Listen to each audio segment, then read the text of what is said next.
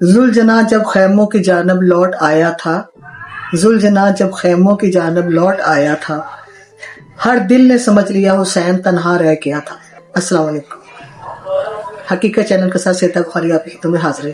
جب میں نے شعر پڑھا ذوالجناح کے حوالے سے تو موضوع بھی آپ سمجھ گئے ہوں گے وہی ہوگا، اور اسی حوالے سے آپ سے آج ذکر کریں گے۔ ذوالجناح، آپ سب جانتے ہیں کہ ذوالجناح کون تھا، کس کی سواری تھی، کس کے ساتھ رہا، کس کے ساتھ اس نے وفا کی۔ ذوالجناح ایک نام نہیں ہے، ایک وفا کا نشان ہے۔ ذوالجناح وہ گھوڑا ہے جسے امام حسین کے سواری سے منسوب کیا جاتا ہے۔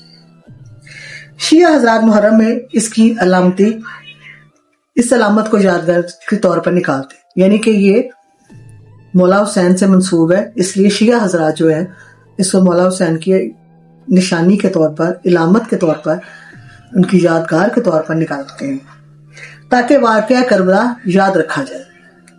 ذوالجناح میں امام حسین ابن علی کا وفادار گھوڑا تھا۔ آپ اس کو صرف گھوڑا مت مانیں، یہ وفا کی علامت ہے، وفا کی نشانی تھی مولا کی۔ نیاز کا مطلب وہ ہے اللہ کی راہ میں پکا کر غریبوں میں تقسیم کرنا یا غریبوں کو کھلانا۔ بہت سے سنی اور شیعہ علاقوں میں لنگر و نیاز تقسیم کیا جاتا ہے،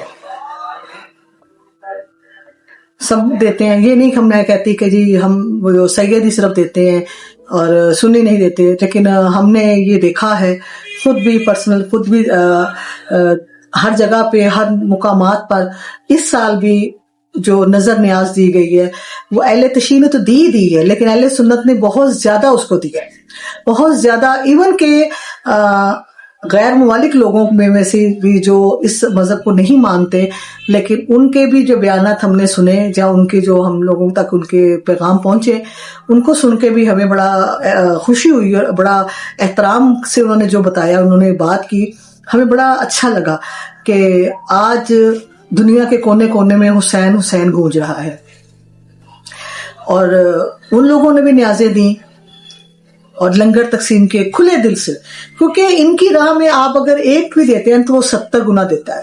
یہ تو آپ کو ہی پتا ہے کہ وہ رکھتا نہیں ہے۔ اور جب اللہ کی راہ میں آپ دے رہے ہیں اور اللہ کے پیاروں کے لیے آپ دے رہے ہیں تو کیا اللہ آپ کا احسان رکھے گا؟ نہیں، وہ آپ کو پتہ نہیں کتنا دے گا، کتنا دیتا رہے گا اس ایک نوالے کے عوض۔ تو یہاں اگر لنگر کی دیگیں پکتی ہیں یا جو بھی بناتے ہیں، حسب تفیق شربت بناتے ہیں، جو بھی پانی وغیرہ تقسیم کرتے ہیں اپنی حیثیت کے مطابق لوگ، تو میری اللہ پاک سے دعا ہے کہ اللہ پاک ان کے نظر نیاز کو اپنی بارگاہ الہی میں قبول کرے اور ان کی رزق میں وسعت کرے۔ قرآن پاک میں اس کا حکم نہیں ہے۔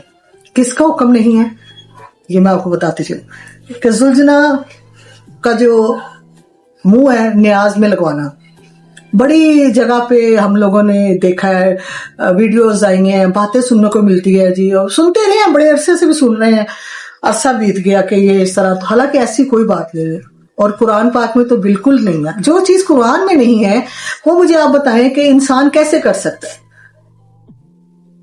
یہ سب جو ہے نا، یہ سب کہانیاں ہیں، قصے ہیں، اس میں کوئی سچائی نہیں ہے۔ میں آپ کو قرآن پاک کی ایک آیت کے بارے میں بتاتی ہوں کہ اس میں کیا لکھا ہے، اس کے حساب سے آپ کو آئیڈیا ہوگا کہ قرآن سب پڑھے ہیں، سب پڑھتے بھی ہیں، کوئی ترجمے سے پڑھتا ہے، کوئی ترجمے کے بغیر پڑھتا ہے، لیکن پتہ سب کو ہوتا ہے کہ اس کا مطلب کیا ہے، اور جس کو نہیں پتہ ہوتا وہ پوچھ کے پتہ کر ہی لیتا اس کا۔ سورہ بقرہ میں آیت نمبر 172 میں، سورہ بقرہ میں آیت نمبر 172 میں اللہ پاک فرماتے ہیں پاکیزہ چیزیں کھاؤ۔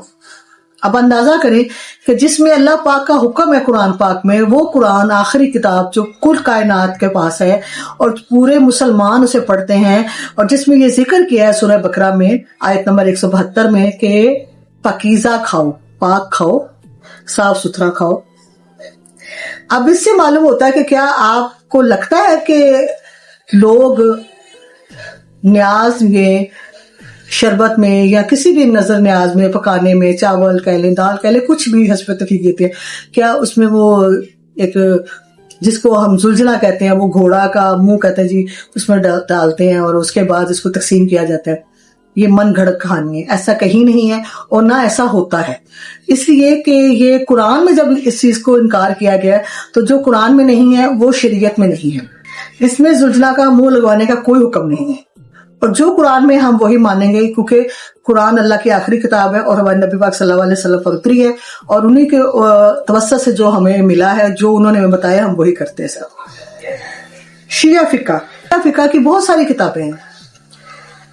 تزیہ المسائل یعنی آیت اللہ خامنئی، آیت اللہ سیاستانی، آیت اللہ خامیانی یا آیت اللہ سیاستانی میں نیاز پکانے کا ذکر ملتا ہے، لیکن ایسی کوئی چیز نہیں ملتی کہ وہ زلجنا کو جو ہے نا منہ نیاز میں لگواتے ہیں۔ بہت ہمارے بڑے خطیب تھے کہہ لیں، یا آپ کہہ سکتے ہیں کہ علماء تھے ہمارے، جن کے بارے میں یہ بتا رہے کہ انہوں نے یہ کتابیں جو لکھی، جس میں ایک تو توضیح المسائل میں نے ابھی ذکر کیا، ٹھیک ہے، اور دوسرا آیت اللہ خامنائی اور آیت اللہ سیاستانی، آیت اللہ سیاستانی۔ لیکن اس میں بھی، ان کی کتابوں میں بھی زلجنا کا منہ نیاز میں دلوانے کا کوئی ذکر نہیں ہے، کیونکہ اس میں شرعی حکم ہی نہیں ہے۔ جب قرآن میں اس کا ذکر نہیں ہے تو کتابوں میں ذکر کیسے ہوگا؟ لہوف سید ابن طاؤس، نفس الممون شیخ عباس قمی، الرشاد شیخ مفید، یہ میں آپ کو بتا رہی ہوں، یہ وہ کتابوں کے نام ہیں، یہ وہ کتابیں ہیں جو کربلا کے اوپر لکھی گئی، جس میں کربلا کا ذکر ہوا، جس میں کربلا کے بارے میں بتایا گیا۔ لیکن یہ کہیں نہیں ملتا کہ نظر نیاز میں زلجنا کا منہ لگایا گیا ہو۔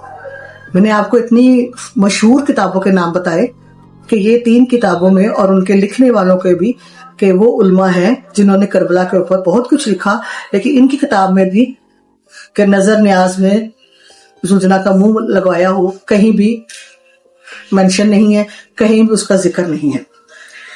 اگر آپ کو کہیں لگتا ہے کہ گھوڑے کا منہ نیاز میں لگوایا جا رہا ہے، یا کسی بھی ویڈیو کو آپ دیکھتے ہیں،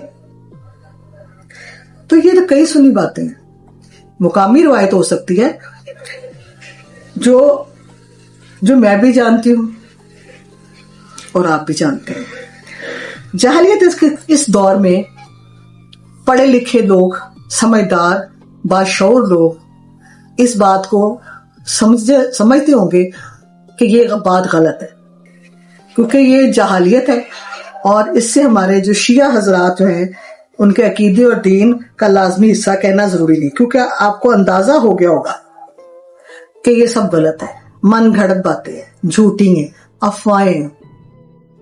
سوشل میڈیا اتنا فاسٹ ہو گیا، اتنا آگے چلا گیا ہے کہ لوگ کچھ کا کچھ بنا دیتے ہیں۔ یہ آپ بھی سمجھتے ہیں، میں بھی سمجھتی ہوں۔ میں نے آپ کو اس لیے زلجنا کی حقیقت بتائی کہ جو کچھ بھی آپ ویڈیوز میں یا کسی بھی لنک میں یا کسی بھی ٹک ٹاک میں یا کہیں بھی آپ کچھ دیکھ رہے ہیں، تو اس کو سچ مت مانیں، کیونکہ ایسا کہیں بھی نہیں ہے۔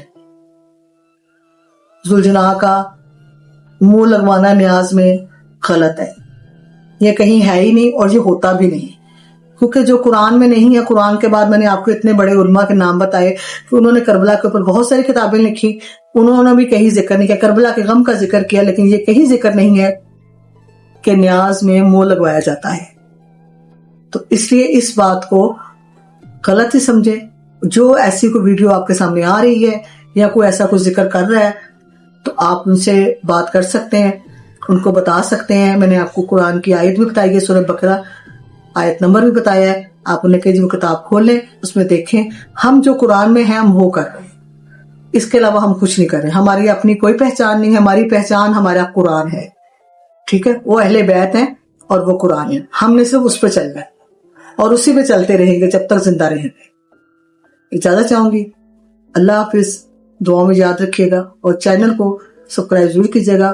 اور آپ سے آخر میں ایک ریکویسٹ ہے کہ ویڈیو پوری دیکھیے گا کہ آپ کو معلوم ہو سکے کہ میرا موضوع کیا تھا اور اس موضوع کے اندر میں نے کیا بیان کیا۔ شب خیر، اللہ آپ کو حامی ناصر رہے، خدا حافظ۔